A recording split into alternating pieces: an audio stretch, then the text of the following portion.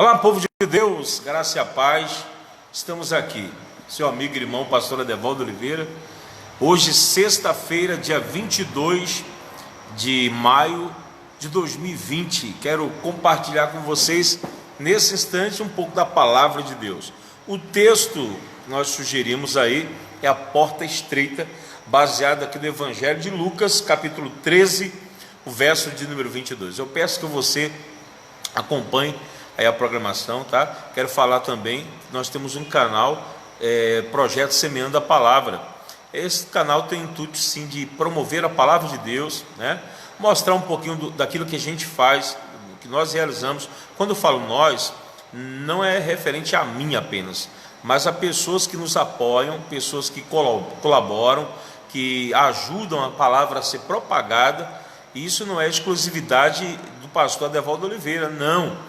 São pessoas especiais, assim como a senhora, como o senhor, que acompanha essa programação, tá bom? Então vai lá no YouTube, digita lá, Projeto Semeando a Palavra, se inscreve no canal e compartilha com amigos, com a família e com os irmãos, tá bem?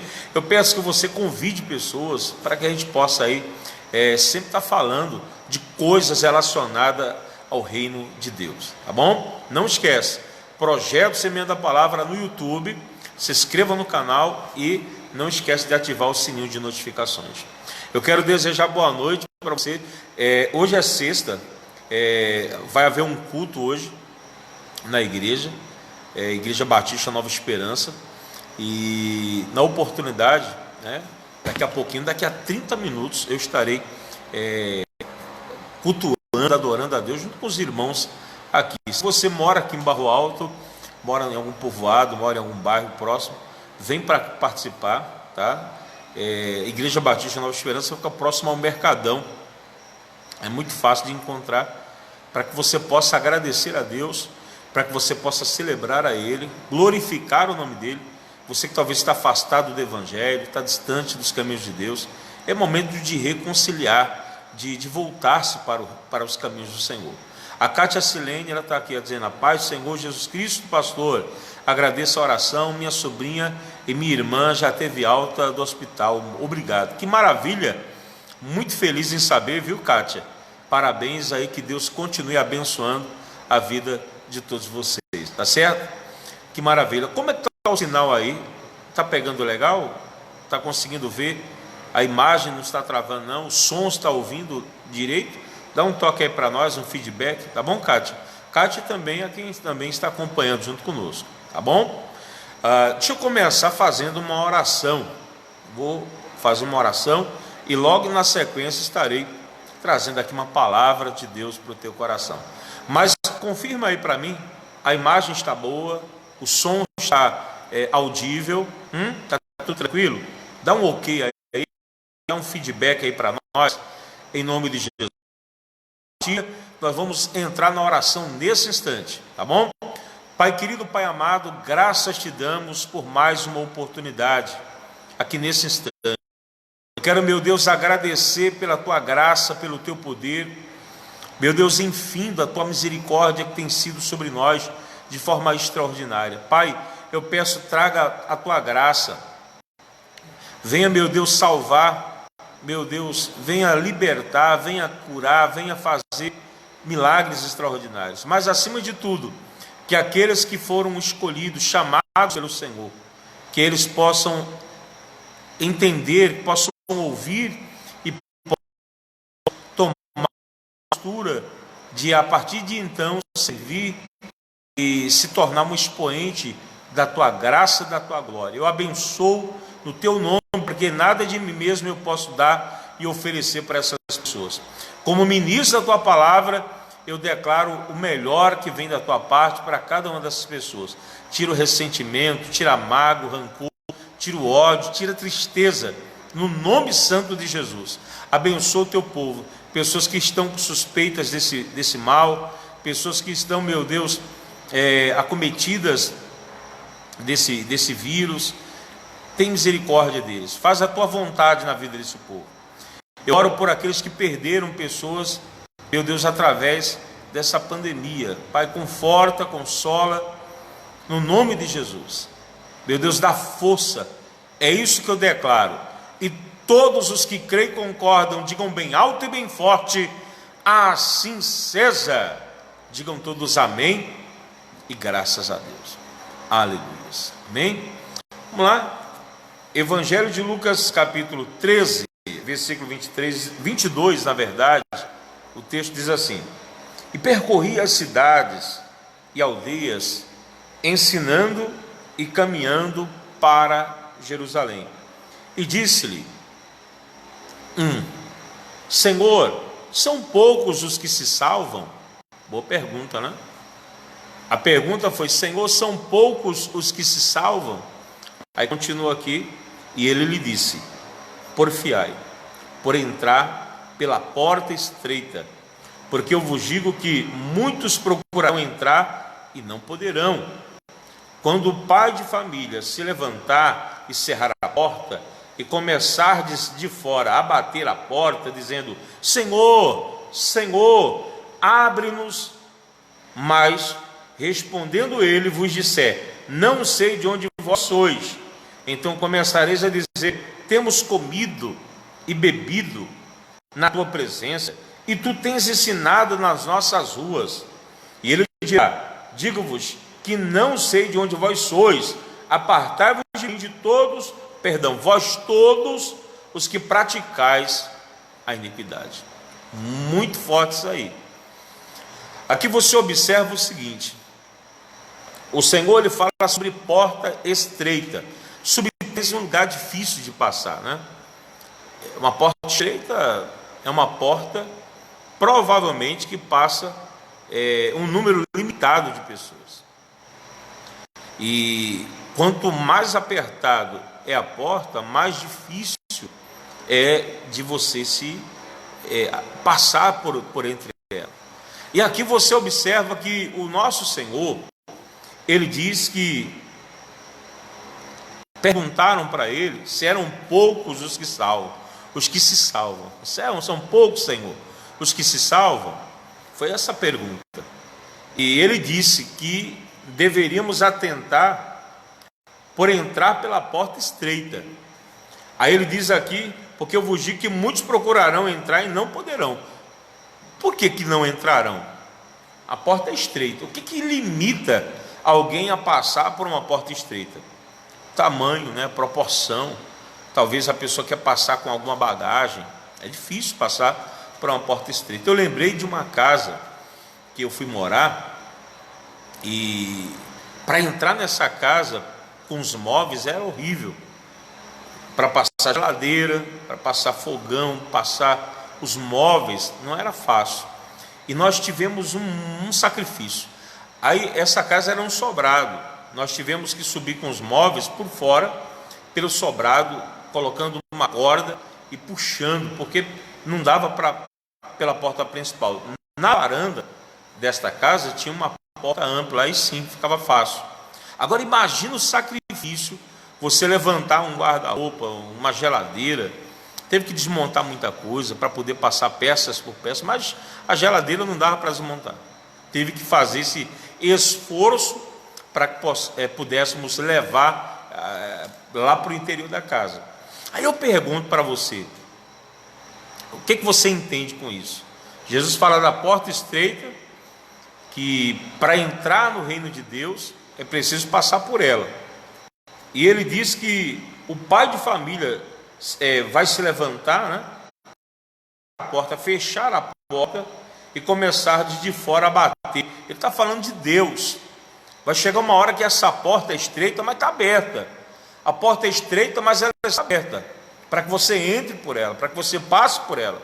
Essa porta é Jesus. Chegar até Jesus não é fácil. Chegar até Jesus é difícil. Nós temos que deixar bagagem de tantas coisas que nós carregamos ao longo desse mundo. Como assim, pastor? Nós temos levado conosco tanta coisa errada, tanta coisa equivocada, e muitas pessoas, elas infelizmente não querem se livrar dessa bagagem, não querem se livrar desse fardo.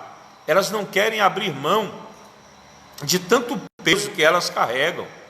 Nós precisamos lançar fora a bagagem de uma vida devassa, de uma vida errada, de uma vida que não agrada a Deus. É necessário que nós venhamos mudar a nossa maneira de agir, a nossa maneira de nos portar. Quantas são as pessoas hoje que estão perdendo tempo? Por quê? Essas pessoas, elas se esquecem que é necessário deixar de fora da porta tudo aquilo que não é benéfico, tudo aquilo que não agrada a Deus. E ele diz assim, no versículo de número 26, então começareis a dizer, temos comido e bebido na tua presença. Dá a entender, né? Pessoas que estão participando de comunhão, porque esse comer, esse beber, reflete comunhão, né? Reflete você estar participando de coisas comuns. E ele diz aqui que nós, alguns vão dizer, né? Fomos ensinados, abre-nos a porta, tu tens ensinado das nossas ruas. Eu fico observando o seguinte, quantas são as vezes, né, que nós saímos para pregar o Evangelho em casas, nas ruas, nas praças. Muitas pessoas realmente se rendem, né? Elas se lançam, outras elas até não dão atenção, não dão, nenhum mérito ao que está sendo feito. Nós precisamos, querido, aprender a valorizar as coisas de Deus enquanto temos oportunidade. Enquanto nós temos oportunidade, devemos parar para ouvir e entender aquilo que Deus quer nos falar, aquilo que Deus quer nos ensinar. Infelizmente, muitas das vezes nós temos visto pessoas preocupadas com a sua própria vida. Elas estão preocupadas consigo mesmo. Elas estão preocupadas com as suas próprias vontades. Elas estão preocupadas com seus próprios desejos. E elas terminam deixando o reino de Deus em segundo plano. O Senhor Jesus, ele nos ensinou dizendo, buscai em primeiro lugar o reino de Deus e a sua justiça, e as demais coisas serão acrescentadas. Quando nós colocamos Deus como prioridade, tudo o que nós necessitamos é acrescentado. Não deixe de dar ouvidos à voz de Deus. Comece a colocar o Senhor em primeiro lugar. Comece a colocar as coisas de Deus em primeiro plano. Quando nós priorizamos a Deus, então estamos dispostos a atravessar essa porta que é estreita, como nós estamos vendo no texto, é uma porta que é difícil a passagem dela, e muitas das vezes é necessário abdicar de algumas coisas, deixar algumas coisas para trás, porque não vai dar para atravessar a porta com esta bagagem. Aí o que acontece? O texto continua assim, dizendo, versículo 27, eu estou em Lucas 13, verso 27, e ele dirá, digo-vos que não sei de onde vós sois. Quer dizer, eu ouvia pregar na minha rua, eu ouvia, como ele diz aqui, você ensinar na nossa casa, na nossa rua, mas ele vai dizer que não conhece essas pessoas. O simples fato de dizer que ouviu a pregação não é o suficiente. O simples fato de dizer que ouviu o Senhor não é suficiente. Nós precisamos muito mais. Se nós não entendermos isso, fica difícil. Nós precisamos compreender que Deus é prioridade. Muitas vezes nós ficamos preocupados com aquilo que Deus tem para nos dar, para nos oferecer, e isso não é satisfatório. Eu tenho sempre falado aqui na igreja que as pessoas hoje elas estão preocupadas com o que Deus tem para oferecer, o que Deus tem para dar. Nós temos que acreditar em Deus que faz, um Deus que realiza. Eu comentei esses dias, existe algo chamado graça comum. Graça comum. Você já ouviu falar de graça comum? O que é a graça comum? Pastor, amigo meu esses dias, pastor Fábio, ele estava conversando a esse respeito. Quer ver uma ideia? Eu comentei com o pastor Marcos, lá de Ibicuí, dizendo o seguinte: 10 leprosos foram curados. 10. e apenas um voltou para agradecer. Imagine só. Todos eles foram curados, aqueles que foram ingratos e aquele que foi grato. Será que o Senhor não sabia? Não tinha ideia de que esses não iriam reconhecê-lo?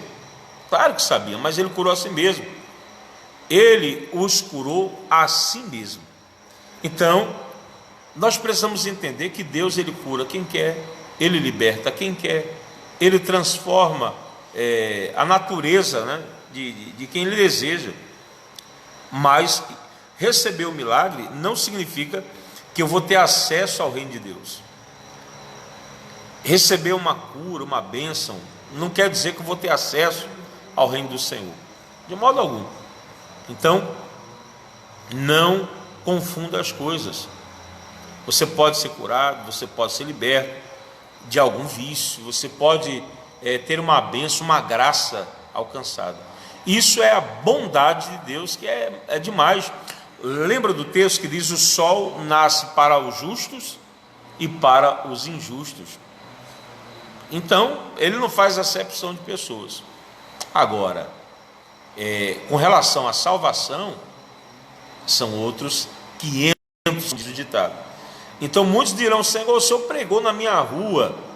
Aí ele vai dizer: apartai de mim, vós que praticais a iniquidade. Então não adianta você ter ouvido a palavra de Deus, ter congregado e ter ido à igreja. Isso não é o suficiente. Não é o suficiente. Nós precisamos fazer muito mais do que simplesmente ouvir uma ministração, participar de um culto. Nós temos que fazer muito mais do que participar de um momento de confraternização na igreja, de um ato solene. Nós precisamos de fato e de direito viver longe daquilo que é mal. Há muitas pessoas dizem: mas aqui eu recebi uma graça. Receber uma graça não é a aprovação de Deus. Não quer dizer que ele está ali naquele lugar. Então, o que eu tenho que fazer então, pastor? Eu tenho que fazer uma entrega real, ouvir a chamada dele, né? Estar atento àquilo que ele está nos anunciando, né? E de fato nos rendermos 100%, sem reservas para com ele. Nós precisamos entender que nós estamos tendo a oportunidade de ouvir a voz do nosso Senhor. Estamos tendo a oportunidade de ouvir a Deus. Nós estamos tendo a oportunidade de glorificá-lo como Senhor. Muitas das vezes, né, nós é que nos fazemos, aliás, nós temos ouvido de mercador, sabe? Até escutamos o burburinho, até ouvimos a chamada, mas no entanto nós não queremos ceder, não queremos fazer a entrega, não queremos fazer como aquelas duas irmãs, Marta e Maria. Enquanto que Maria estava aos pés de Jesus, Marta estava preocupada de um lado para o outro. Às vezes nós temos nos preocupado com tanta coisa e nos esquecemos que o principal, o primordial é agradar a Deus. O principal é nos render a Ele, é vivermos uma vida que glorifique a Ele. Às vezes a gente está preocupado com política, com economia, estamos preocupados com finanças, com evolução profissional, com filhos, estamos preocupados com a saúde. Não estou falando que é errado, tá? Termos esse cuidado, não é isso, não me interprete mal. O que eu estou dizendo é que a nossa prioridade deve ser Deus. Se nós buscarmos a Deus em primeiro lugar, Ele satisfará, como diz o Salmo 37, né, os desejos do nosso coração. Eu lembrei de Salmo 37, 25, onde o salmista Davi diz assim: eu nunca vi um justo desamparado, nem a sua descendência a mendigar o pão. Então, Deus não desampara aqueles que são seus. Não. Agora, que vai ser difícil, vai ser. A porta é estreita, o caminho, meu irmão, é apertado, é difícil. Então, se nós começarmos a nos preocupar em colocar Deus em primeiro lugar, pode ter certeza que viveremos uma vida nos conformes dos padrões do Senhor, os padrões de Deus. Eu quero, nesse momento, dizer para você, nós deveríamos entender que versículo 27, eu estou em Lucas, ele diz assim: e ele dirá, digo-vos que não sei de onde vós sois, apartai-vos de mim, vós todos que praticais iniquidade. Ouvi a pregação, ouvi o sermão, ouvi a mensagem, mas ele disse, eu não conheço, não sei de onde vocês são, eu não tenho ideia de onde vocês vieram. Então, comece a reconsiderar, comece a fazer uma análise, comece a fazer uma mudança nos seus padrões. E ter conquistas não significa a aprovação de Deus. Receber bênção significa que Deus está te aprovando. Pelo contrário, isso é a graça dele sobre nós, é a bondade infinda dele sobre a nossa vida. Simplesmente isso. Deus, ele quer nos dar muito mais do que uma graça, uma cura, um milagre, uma bênção financeira, uma porta de emprego. Ele quer nos dar algo muito maior, muito mais. Nós precisamos exatamente ter a entrega real, sabe, das nossas vidas para Ele. Quando nós priorizarmos Deus, quando nós priorizarmos as coisas de Deus, quando nós colocarmos Deus em primeiro plano, quando nós começarmos a viver para Ele, assim, buscar-me-eis, me achareis, quando me buscar de todo o vosso coração. Será que correr atrás do milagre é buscar Deus de coração? Eu acredito que não. Nós precisamos que entender que aquele que busca a Deus não por aquilo que Deus tem para oferecer, não por aquilo que Deus tem para nos dar. Imagine se você está com alguém, porque alguém tem condição, alguém tem... já viu aquele casamento, o pessoal até usa ditado, né? Fulano casou por interesse, né? O golpe do baú. A mesma coisa é com Deus. Muitas pessoas buscam a Deus por causa do que Deus tem para oferecer, do que Deus tem para lhes ofertar. O verdadeiro adorador, ele busca a Deus independente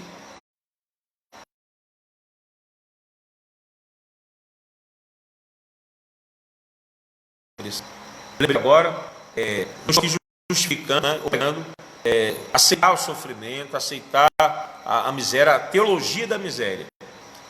Não é isso. Lembra de Lázaro? Ele ficava na porta de um homem rico que se vestia de púrpura. Ele desejava comer da mesa daquele rico. E diz que ele não conseguia. Ele era um homem enfermo, cheio de úlceras, cheio de doenças. E chega um momento que ele morre. E diz a palavra do Senhor que ele vai direto para o seio de Abraão. Enquanto que quando o rico morre, ele vai direto para o inferno. Agora entenda bem, isso é uma parábola, isso é uma história que era talvez contada na época de Jesus. Jesus não está dizendo que essa parábola é de fato verídica, tá? É uma ilustração do reino, tá? Então, Jesus, ele diz que um homem sofre, mas ele tinha algo com ele que marcou o acesso dele aos céus. Enquanto que o outro viveu uma vida regalada aqui na terra, era rico e foi para o inferno. Então, é difícil. Eu não estou falando que todo rico vai para o inferno, não estou falando que todo pobre vai para o céu. Isso é relativo, entende? Isso é relativo. Nós precisamos entender que o que nos leva até Deus, o que nos leva até o Senhor, vai além de ter posses ou não. O que nos leva a Deus está aqui relatado nesse texto de Lucas. Aí ele diz aqui, ó, ele diz o seguinte, versículo de número 29: virão do Oriente, do Ocidente, do Norte e do Sul, a sentar-se a uma mesa do reino de Deus, Desde que derradeiros há que serão os primeiros, e primeiros há que serão os derradeiros. Aqui não está dizendo que os primeiros que chegaram, eu tenho 30 anos de evangelho, eu tenho 40 anos de evangelho, não adianta, não é tempo, não é cheguei primeiro e vou sentar na janela, não é isso. O que nos leva a Deus vai além de tempo, de histórico, vai além, meu irmão, dessas coisas que muitos acreditam. Chegar até Deus, entrar no reino de Deus, vai por meio de obediência, sacrificar, não dinheiro, sacrificar, não através de jejuns apenas, porque isso é mérito. Nós somos salvos por graça, é nós sermos aceitos por Deus por amor. Ele nos amou primeiro, e eu amo Ele e sirvo Ele. Uma vez, eu estava comentando com uma irmã, dizendo o seguinte: você sabe por que o crente tem prazer em ofertar, tem prazer em dizimar, tem prazer em ir aos cultos, estar nos domingos na igreja, durante a semana, evangelizar? Por que o crente tem prazer em fazer isso? Porque ele está salvo, ele foi salvo. E quem é salvo tem desejo de salvar e é retribuir isso.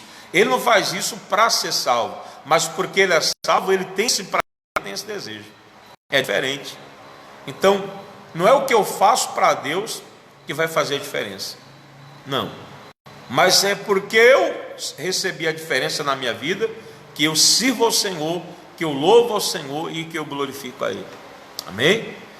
Então, coloque o Senhor em primeiro lugar, coloque Deus em primeiro plano, comece a andar com Ele, comece a dirigir a sua vida na presença dEle, e como diz isso aqui, a porta é estreita, é apertado, o caminho não é fácil não, é difícil, tem hora que a gente tem que deixar a nossa bagagem de fora, o nosso achismo, o que eu acho, o que eu penso não interessa, mas o que Deus pensa, o que Deus diz é o que é importante, tá bom?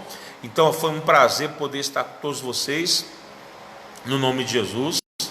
Eu quero me despedir, daqui a pouquinho, faltam 4 minutos, são 19h26, vai haver um culto aqui na nossa igreja Batista, na cidade de Barro Alto, e você é o nosso convidado. Se não der tempo de vir hoje, domingo, às 7h30 da noite, nós teremos um culto, é o culto da família, é o culto principal da igreja.